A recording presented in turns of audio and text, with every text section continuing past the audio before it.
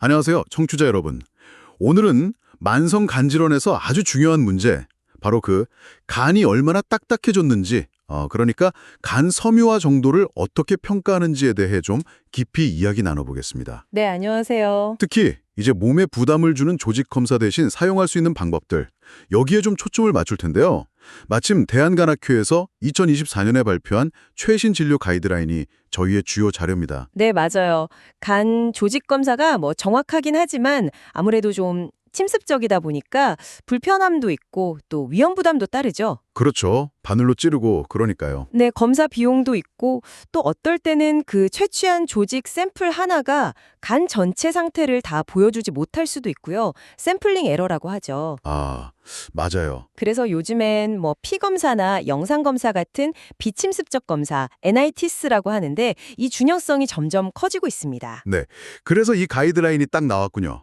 간편하면서도 좀 신뢰할 만한 그런 검사들에 대한 최신 정보하고 사용 지침을 담고 있다. 이런 거죠. 맞습니다. 이게 국내외 연구 결과를 바탕으로 해서요. 우리나라 실정에 맞게 전문가들이 의견을 모아서 만든 지침입니다. 아, 여러 분야 전문가들이 참여하셨군요. 네, 소화기 내과, 영상의학과, 외과 등등 해서 총 21명이 참여했어요. 물론 이게 절대적인 기준은 아니고요. 환자 개개인의 상황에 맞춰서 최선의 방법을 선택하는 게 가장 중요합니다. 네, 그럼요. 오늘 이 가이드라인의 핵심 내용을 한번 같이 살펴보면 좋을 것 같습니다. 좋습니다. 그럼 어떤 비침습적 검사들이 있는지 그거부터 좀 알아볼까요? 크게 보면 혈액 검사랑 영상 검사 이렇게 나눌 수 있다고 하던데요. 티 같은 간 효소 수치나 혈소 판수처럼 간 기능이나 손상 정도를 간접적으로 보여주는 것들이죠. 이걸 조합해서 계산하는 방식들이 많이 쓰입니다. 아, 혹시 AST, ALT 비율이나 APRI, FIB4 이런 점수들 말씀하시는 건가요? 들어본 것 같아요. 네, 맞습니다.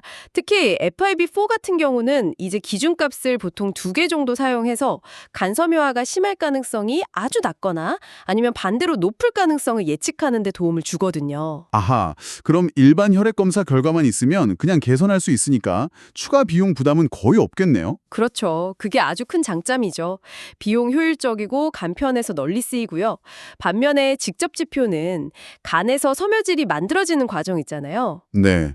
그 과정과 관련된 물질, 예를 들면 히알루론산이나 M2BPGI 같은 것들을 혈액에서 직접 측정하는 방식입니다. 아, 직접 측정하니까 뭔가 더 정확할 것 같은 느낌인데요.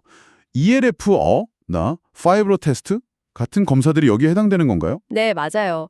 일반적으로는 간접 지표를 이용한 계산식보다는 진단 능력이 조금 더 높다고는 알려져 있습니다. 그럼 다 이걸 쓰면 좋은 거 아닌가요?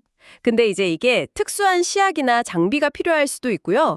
또 특허 문제 같은 것 때문에 비용이 더 비싸거나 검사 가능한 곳이 좀 제한적일 수 있다는 그런 단점이 있습니다. 아, 그렇군요. 그럼 혈중 표지자 검사를 좀 정리해보면 간편하고 객관적이긴 한데 특히 그 중간 단계 섬유화를 정확히 진단하는 데는 좀 한계가 있을 수 있다. 이런 거네요. 네, 맞아요. 그리고 결과가 괜찮다고 나왔을 때 실제로 괜찮을 확률, 이걸 음성 예측도라고 하는데 이건 비교적 높은 편이에요. 아, 그럼 점수 낮게 나오면 일단 안심해도. 어느 정도는요. 근데 반대로 안 좋다고 나왔을 때 진짜 안 좋을 확률, 즉 양성 예측도는 검사받는 사람들의 유병률이나 이런 거에 따라 좀 달라질 수 있습니다. 그리고 간 외에 다른 문제, 염증 같은 거에도 영향을 받을 수 있다는 점도 좀 기억해야 하고요. 네네. 특히 FIB4나 NFS 같은 점수는 젊은 환자, 한 35세 미만이나 비만 환자 또는 간 수치가 아주 높은 경우에는 정확도가 좀 떨어질 수 있고 또 65세 이상 고령자에게는 다른 기준값을 써야 한다. 이것도 고려해야 하는군요. 맞습니다. 그런 세부적인 내용들이 있죠. 알겠습니다. 자, 그럼 이제 간의 굳기, 이 딱딱한 정도를 직접 재는 영상검사, 탄성 측정법으로 넘어가 볼까요? 이건 원리가 뭔가요? 약간 수박 잘 익었는지 두드려보는 거랑 비슷한 건가요? 아주 좋은 비유인데요. 네, 비슷합니다. 탄성 측정법은 기본적으로 간에 아주 미세한 진동이나 파동을 보내요. 아, 진동을요? 네, 그래서 그 파동이 얼마나 빨리 간을 통과해서 퍼져나가는지 그 속도를 측정하는 원리입니다. 간이 단단할수록, 즉 섬유화가 심할수록 파동이 더 빨리 전달되겠죠. 그렇죠. 단단하면 빨리 지나가겠죠. 네, 바로 그 속도를 측정해서 간의 경직도를 숫자로, 보통 킬로파스칼 단위로 보여주는 겁니다. 아, 제일 흔히 듣는 게 그 파이브로우 스캔이라는 장비로 하는 순간 탄성 측정법 T인 것 같아요. 네, 맞습니다. 가장 널리 쓰이고 연구도 제일 많이 된 방법이죠. 탐촉자라고 하는 걸 갈비뼈 사이에 대고 검사를 하는데요. 한 5분? 그 정도로 짧고 간편하고요. 또 조직 검사보다 훨씬 넓은 간 부위를 평가할 수 있다는 장점도 있습니다. 간 전체를 보는 건 아니지만 그래도 꽤 넓게 보는군요. 네, 검사 결과인 간 경직도 카파 값을 함께 간 내 지방량을 추정하는 KAP라는 값도 같이 얻을 수 있어요. 지방간 정도도 알 수 있는 거죠. 오, 일석이조네요. 근데 이게 장점만 있는 건 아닐 텐데요. 혹시 주의할 점은 없나요? 물론이죠. 우선 검사 전에 최소 4시간은 금식을 하셔야 합니다. 아, 금식 필수군요. 네, 식사를 하고 나면 간으로 피가 막 몰리거든요.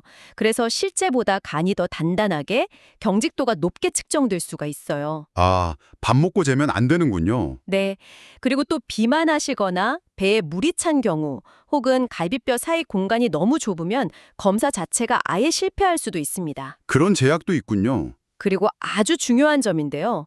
간에 염증이 심할 때, 그러니까 ALT 같은 간 수치가 막 높을 때 있잖아요. 네. 그럴 때나 담즙 배출이 잘 안 되는 담즙 정체 상태, 아니면 신부전 때문에 간에 피가 몰려있는 상태, 이걸 간우렬이라고 하는데 이런 경우에도 실제 섬유화보다 경직도가 높게 나올 수 있다는 겁니다. 아, 그럼 염증 심할 때 높게 나온 수치는 진짜 섬유화 때문이 아닐 수도 있다는 거네요. 그렇죠.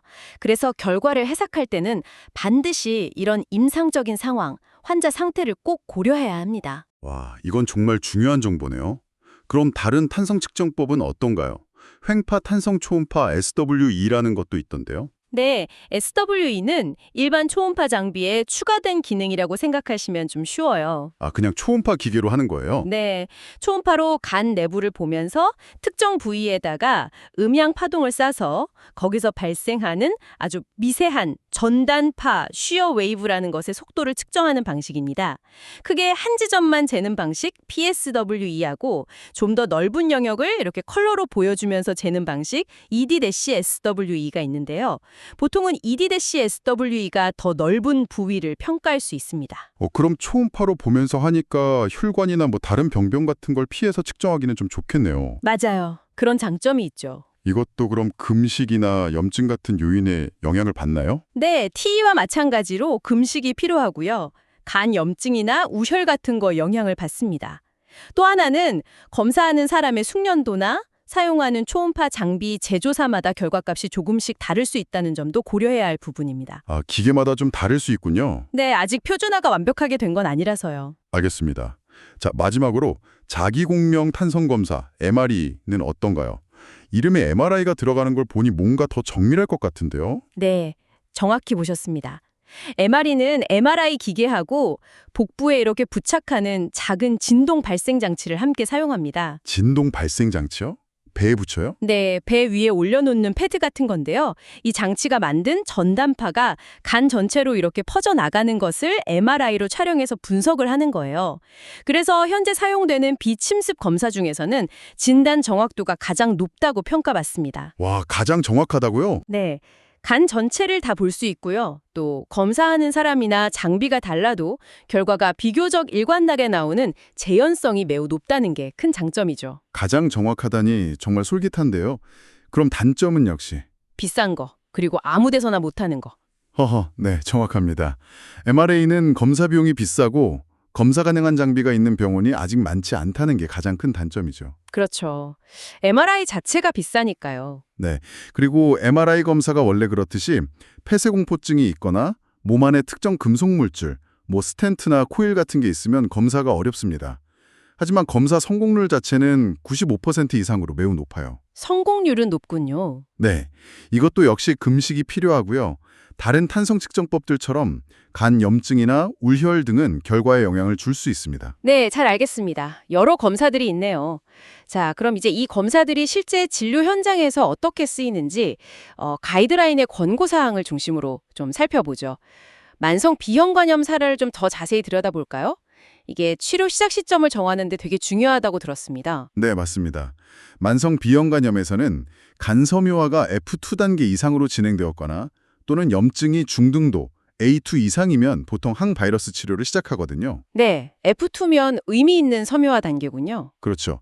비침습 검사들은 바로 이 판단을 돕거나 때로는 조직 검사를 대신하기도 하는 거죠. 그럼 아까 말씀하신 혈액 검사 기반인 APRI나 5-4 같은 지표는 B형간염에서는 어떻게 활용되나요? 이들 검사는요, 의미 있는 간 섬유화나 간경변증이 없음을 확인하는 데는 꽤 유용합니다. 그러니까 점수가 낮게 나오면 심각한 단계는 아닐 가능성이 높구나 이렇게 보는 거죠. 아, 배제하는 데 좋군요. 그럼 순간 탄성 측정법 TE는요? 이건 많이 쓴다고 하셨잖아요. 네, TE는 B형간염에서 의미 있는 간 섬유화, 그러니까 F2 이상이나 간경변증, F4 진단에 가장 강력한 근거를 가지고 있다고 권고됩니다. 등급도 A1인데요. 이건 아주 높은 수준의 근거를 기반으로 한다는 뜻입니다. 와, A1이면 거의 표준 검사 수준이네요. 그렇죠. 하지만 앞서 말씀드렸듯이 ALT 수치가 높으면 결과 해석에 주의가 필요하고요.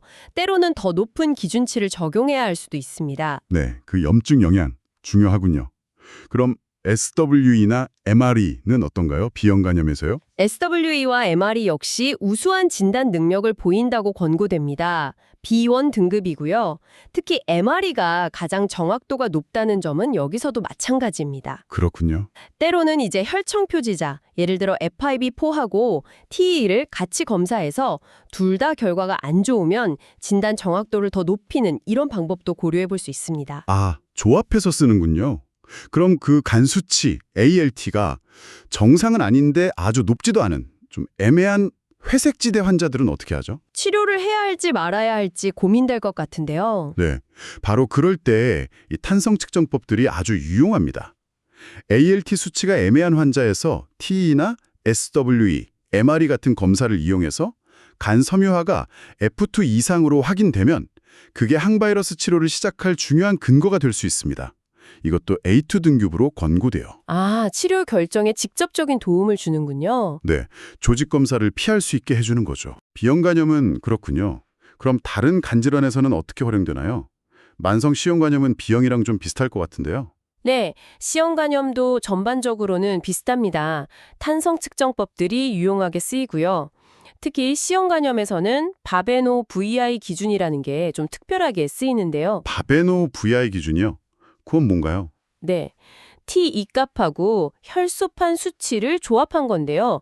이걸 만족하면, 그러니까 T가 20kPa 미만이면서 혈소판 수치가 15만 이상이면 식소정맥류 출혈 위험이 낮다고 봐요. 그래서 꼭 필요한 경우가 아니면 내시경 검사를 생략하는 것을 고려해 볼 수 있습니다. 와, 환자 입장에서는 되게 부담스러운 검사를 피할 수 있는 거네요. 그렇죠.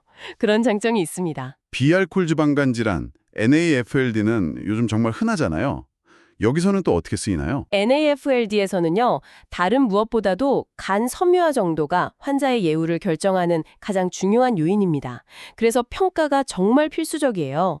지방간 자체보다 섬유화가 더 중요하다고요? 네, 그렇습니다. 보통은 FIB4 점수를 먼저 확인해서요. 1.3 미만이면 65세 이상은 2.0 미만, 저위험군으로 보고 일단 안심하는데 그 이상이면 TE 같은 추가 검사를 권고합니다. 그럼 NAFLD에서도 TE, SWE, MRE 다 유용한가요? 네, 다 유용하고요. A1 등급, 특히 MRE가 가장 정확하지만 역시 비용 문제가 있죠. 그리고 지방간 자체의 정도를 보는 데는 TE 검사할 때 같이 나오는 캡값이나 MRI PDF라는 검사가 사용되는데요. MRI PDF가 가장 정확하지만 이것도 역시 비싸고 접근성이 좀 떨어집니다. 그렇군요. 그럼 술 때문에 생기는 알코올 관련 간질환은요? 이것도 좀 다를 것 같은데요. 여기서도 TE가 진행된 섬유화, 특히 간경변증을 가려내는 데 유용합니다. B1 등급, ELF, 파이브로 테스트, FIB4, SWE 같은 다른 검사들도 사용될 수 있고요. B2 등급. 근데 알코올 간질환은 좀 특별히 주의할 점이 있을까요? 네, 아주 중요한 점이 있습니다. 최근에 술을 많이 드셨거나 아니면 알코올성 간염이 심하면 간이 일시적으로 막 부으면서 경직도가 실제 섬유화보다 훨씬 높게 나올 수 있다는 겁니다. 아, 술 마시면 확 올라가는군요. 네, 그래서 결과 해석에 매우 신중해야 하고요. 필요하다면 최소 일주일 이상 금주한 뒤에 재검사를 고려해야 합니다. 이게 정말 중요해요. 와, 꼭 기억해야겠네요. 네, 그 외에 뭐 자가면역 간염이나 원발담도담 간염 같은 좀 드문 질환에서도 TE가 활용될 수 있습니다. 비원 등급. 다만 여기서는 담즙정체 같은 게 결과에 영향을 줄 수 있어서 해석에 주의가 필요하고요. 신부전 등으로 간에 티가 막 몰리는 우렬성 간병증에서는 간 우렬 정도에 따라서 경직도 변화가 너무 심해서 이들 검사의 신뢰도가 낮다고 봅니다. 네, 질환별로 특성이 다 다르군요. 근데 이게 단순히 진단 단계를 넘어서 환자의 예후 예측이나 치료 경과를 보는데도 이 검사들이 쓰인다면서요? 그렇습니다. 이게 또 굉장히 중요한 활용 분야인데요. 예를 들어서 간 경직도 수치가 높으면 특히 TE나 MRE 특정치가 높으면 나중에 복수나 황달 같은 간부전 증상, 즉 비대상성 간경변증이 나타나거나 혹은 간암이 발생할 위험이 더 높다는 것이 여러 연구에서 밝혀졌습니다. 아, 수치가 높으면 나중에 안 좋아질 가능성이 높다. 네, 그렇죠. 질환마다 의미 있는 기준값은 조금씩 다를 수 있지만 전반적으로 경직도가 높을수록 예후가 안 좋을 가능성이 높다는 중요한 신호로 볼 수 있는 거죠. A2, B2 등급. 아까 시험관염에서 잠깐 나왔던 그 바베노 VI 기준처럼 식도 정맥류 위험 예측에도 쓰이는군요. 네, 맞아요. 그 기준이 다른 만성간 질환에도 어느 정도 적용될 수 있습니다. T 수치가 20kPa 이상이거나 혈소판 수치가 15만 이하이면 식도 정맥류가 있을 위험이 높다고 보고 내시경 검사를 권고하는 시기죠. A2 등급. 그 외에 간 경직도랑 비장 크기, 혈소판 수를 조합한 LSPS 지수라는 것도 예측에 도움이 되고요. B1 등급. 비장 경직도 측정법도 연구 중이긴 한데 아직은 근거가 더 필요합니다. B2 등급. 그럼 치료 효과를 판정하는 데도 쓰이나요? 약 먹고 좋아졌는지 같은 거요? 네, 그럼요. 만성 비형 간염 환자가 항바이러스 치료를 받으면서 T 수치가 꾸준히 감소하는지 보면 간 섬유화가 개선되고 있는지를 간접적으로 평가할 수 있습니다. B1 등급. 아, 추적 검사가 중요하겠네요. 그렇죠. NAFCLD 환자도 생활 습관 개선이나 약물 치료 후에 혈청 표지자나 T, MRE 같은 수치 변화를 추적 관찰할 수 있고요. B1 등급. 원발 담도담 관염이나 원발 경화담 관염 같은 질환에서도 T를 이용해서 치료 반응이나 질환 경과를 보는 데 활용됩니다. B1 등급. 간암 치료 후에도 도움이 될 수 있다고요? 이건 좀 의외인데요. 네, 간암 때문에 간 절제술이나 고주파 소작술 같은 치료를 받기 전에 T 검사를 해서요. 그때 간 경직도가 높게 나왔던 환자들이 치료 후에 합병증 발생 위험이나 암 재발 위험이 더 높을 수 있다는 그런 연구 결과들이 있습니다. B2 등급. 아, 베이스라인 간 상태가 예후에 영향을 주는군요. 네, 아직 이게 확립된 기준이 있는 건 아니라서 임상 적용에는 좀 신중해야 하지만 예후 예측 인자로서의 가능성을 보여주는 거죠. 와, 정말 다양한 방면에서 활용되고 있군요. 오늘 이야기를 쭉 정리해보면 이 비침습적 간섬유화 검사들이 간 조직 검사라는 좀 부담스러운 과정을 거치지 않고도 간 상태를 평가하고 또 앞으로의 위험을 예측하고 치료 경과를 지켜보는데 아주 유용한 도구들이라는 거네요. 맞습니다. 혈액 검사부터 시작해서 다양한 탄성 측정법까지 각기 장단점이 명확하잖아요. 네. 그래서 어떤 검사를 선택하고 또 그 결과를 해석할 때는 환자의 구체적인 질환이 뭔지, 염증 상태는 어떤지, 다른 동반 질환이 없는지 같은 전체적인 임상 상황을 종합적으로 고려하는 것이 무엇보다 중요합니다. 네, 맞아요. 그냥 숫자만 봐서는 안 되겠네요. 그렇죠. 그리고 이 분야는 계속 발전하고 있어서요.